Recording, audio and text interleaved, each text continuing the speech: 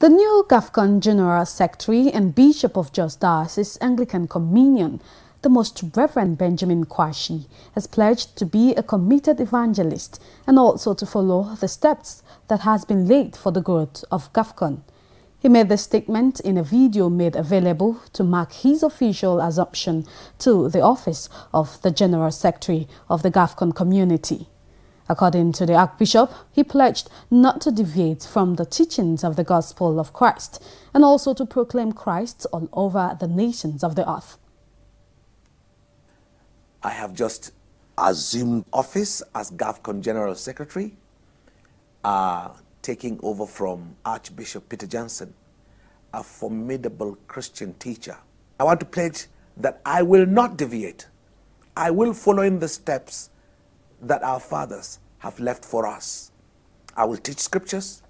I am essentially a rural evangelist, and I have seen the power of God at work throughout the northern Nigeria where I've walked. I have seen people come to salvation, and this is what we will do. And we urge you to join us in prayer, and we urge you to join us also in giving. Reminiscing over his predecessor, the former General Secretary, that's the Most Reverend Peter Jensen, Archbishop Kwashi described him as a faithful servant of God who held the Gafcon community together and successfully. I first listened to Peter Jensen teach scriptures in 1990 in London. And ever since then, I have come under his teaching in different fora. He is a committed Bible teacher, one of the best in the Anglican communion, who knows how to expose and explain scriptures with applications and illustrations, cutting down to the heart. Peter Johnson, a faithful servant of God, led Gafcon as his General Secretary for 10 years. He successfully led 3 conferences of Gafcon.